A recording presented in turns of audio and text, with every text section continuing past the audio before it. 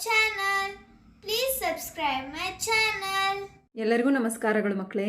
ಈ ವಿಡಿಯೋದಲ್ಲಿ ನಾವು 10ನೇ ತರಗತಿಯ ಸಮಾಜ ವಿಜ್ಞಾನ ವಿಷಯದಲ್ಲಿ ಸಮಾಜಶಾಸ್ತ್ರ ವಿಭಾಗದ 8ನೇ ಅಧ್ಯಾಯವಾದ ಸಾಮಾಜಿಕ ಸ್ತರ ವಿನ್ಯಾಸ ಎಂಬ ಅಧ್ಯಾಯದ ಪ್ರಶ್ನೋತ್ತರಗಳನ್ನು ತಿಳಿಯೋಣ ಮಕ್ಕಳೇ.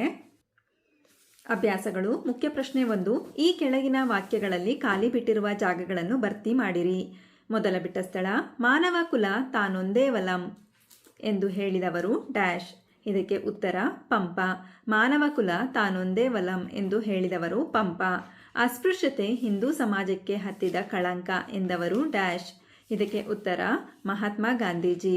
ಅಸ್ಪೃಶ್ಯತೆ ಹಿಂದೂ ಸಮಾಜಕ್ಕೆ ಹತ್ತಿದ ಕಳಂಕ ಎಂದವರು ಮಹಾತ್ಮ ಗಾಂಧೀಜಿ.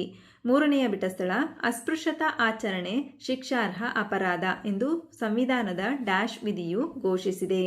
ಇದಕ್ಕೆ ಸೂಕ್ತ ಪದ 17ನೇ. ಅಸ್ಪೃಶ್ಯತಾ ಆಚರಣೆ ಶಿಕ್ಷಾರ್ಹ ಅಪರಾಧ ಎಂದು ಸಂವಿಧಾನದ 17ನೇ ವಿಧಿಯು ಘೋಷಿಸಿದೆ. ಮುಖ್ಯ ಪ್ರಶ್ನೆ 2. ಕೆಳಗಿನ ಪ್ರಶ್ನೆಗಳಿಗೆ ಗುಂಪುಗಳಲ್ಲಿ ಚರ್ಚಿಸಿ ಉತ್ತರಿಸಿ. ಪ್ರಶ್ನೆ 4. ಸಾಮಾಜಿಕ ಸ್ತರ ವಿನ್ಯಾಸ ಎಂದರೇನು? ಉತ್ತರ: ಜನರನ್ನು ಆದಾಯ, ಶಿಕ್ಷಣ, ಜಾತಿ, ಬಣ್ಣ, ಲಿಂಗ, ಉದ್ಯೋಗ, ಬುದ್ಧಿಶಕ್ತಿ ಮೊದಲಾದವುಗಳ ಆಧಾರದ ಮೇಲೆ ಮೇಲು ಕೀಳು ಎಂದು ವಿಂಗಡಿಸುವುದನ್ನು ಸಾಮಾಜಿಕ ಸ್ತರ ವಿನ್ಯಾಸ ಎನ್ನುವರು. ಪ್ರಶ್ನೆ 5. ಸಾಮಾಜಿಕ ಸ್ತರ ವಿನ್ಯಾಸವು ಹೇಗೆ ಉಂಟಾಗಿದೆ? ಉತ್ತರ: ಶ್ರೀಮಂತರು ಮತ್ತು ಬಡವರು ಎಂದು ಸಮಾಜದಲ್ಲಿ ವರ್ಗೀಕರಿಸಿ ಸಾಮಾಜಿಕ ಸ್ತರ ವಿನ್ಯಾಸವು ಸಮಾಜದಿಂದ ನಿರ್ಮಿಸಲ್ಪಟ್ಟಿದೆ. ಸಾಮಾಜಿಕ ಸ್ತರ ವಿನ್ಯಾಸವು ಸಮಾಜದಲ್ಲಿನ ಜಾತಿ ಪದ್ಧತಿಯ ಆಧಾರದ ಮೇಲೆ ಉಂಟಾಗಿದೆ. ಸಮಾಜದಲ್ಲಿ ಜನರು ಹೊಂದಿದ ಚರ್ಮದ ಬಣ್ಣದ ಆಧಾರದ ಮೇಲೆ ಸಾಮಾಜಿಕ ಸ್ತರ ವಿನ್ಯಾಸವು ಉಂಟಾಗಿದೆ.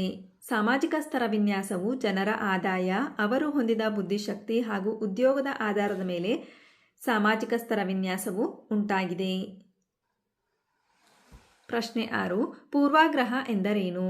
ಉತ್ತರ: ಒಬ್ಬ ವ್ಯಕ್ತಿ ಅಥವಾ ಒಂದು ಸಮೂಹದವರ ಬಗ್ಗೆ ಹೊಂದಿರಬಹುದಾದ ಪೂರ್ವ ನಿರ್ಧಾರಿತ ಮನೋಭಾವನೆಯನ್ನು ಪೂರ್ವಾಗ್ರಹ ಎನ್ನುವರು. ಪ್ರಶ್ನೆ 7.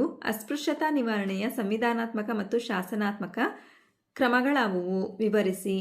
ಉತ್ತರ: ಅಸ್ಪೃಶ್ಯತಾ ನಿವಾರಣೆಯ ಸಂವಿಧಾನಾತ್ಮಕ ಮತ್ತು ಶಾಸನಾತ್ಮಕ ಕ್ರಮಗಳು: ಸಂವಿಧಾನದ 17ನೇ ವಿಧಿಯು ಅಸ್ಪೃಶ್ಯತಾ ಆಚರಣೆಯನ್ನು ನಿಷೇಧಿಸಿದೆ. 1955ರಲ್ಲಿ ಭಾರತ ಸರ್ಕಾರ ಅಸ್ಪೃಶ್ಯತಾ ಅಪರಾಧಗಳ ಕಾಯ್ದೆಯನ್ನು ಜಾರಿಗೊಳಿಸಿದೆ. 1976ರಲ್ಲಿ ನಾಗರಿಕ ಹಕ್ಕುಗಳ ಸಂರಕ್ಷಣಾ ಕಾಯ್ದೆಯನ್ನು ಜಾರಿಗೊಳಿಸಲಾಗಿದೆ. 1989ರಲ್ಲಿ ಅಸ್ಪೃಶ್ಯತೆಯ ನಿರ್ಮೂಲನೆ ಕುರಿತಾದ ವಿಶೇಷ ಜವಾಬ್ದಾರಿಗಳನ್ನು ರಾಜ್ಯ ಸರ್ಕಾರಗಳಿಗೆ ವಹಿಸಿದೆ. ಪ್ರಶ್ನೆ 8. ಅಸ್ಪೃಶ್ಯತಾ ಆಚರಣೆಯಂತಹ ಸಾಮಾಜಿಕ ಪಿಡುಗನ್ನು ನಿವಾರಿಸಲು ನಿಮ್ಮ ಸಲಹೆಗಳೇನು? ಉತ್ತರ: ಅಸ್ಪೃಶ್ಯತಾ ಆಚರಣೆಯಂತಹ ಸಾಮಾಜಿಕ ಪಿಡುಗನ್ನು ನಿವಾರಿಸಲು ಸಲಹೆಗಳು: ನಾವೆಲ್ಲ ಒಂದೇ ಎಂಬ ಭಾವನೆ ಬೆಳೆದು ಜವಾಬ್ದಾರಿಯುತ ನಾಗರಿಕರಾಗಬೇಕು. ನಾವೆಲ್ಲರೂ ಸೇರಿ ಸಮಾಜಘಾತಕ ಚಟುವಟಿಕೆಗಳನ್ನು ತಡೆಯಬೇಕು. ಎಲ್ಲರೂ ಶಿಕ್ಷಿತರಾಗಬೇಕು. ತಾರತಮ್ಯ ವಿರೋಧಿ ಕಾನೂನುಗಳನ್ನು ಜಾರಿಗೊಳಿಸಬೇಕು. ಸಮುದಾಯಗಳ ನಡುವೆ ಸಹಾನುಭೂತಿ ಮತ್ತು ತಿಳುವಳಿಕೆಯನ್ನು ಬೆಳೆಸಬೇಕು.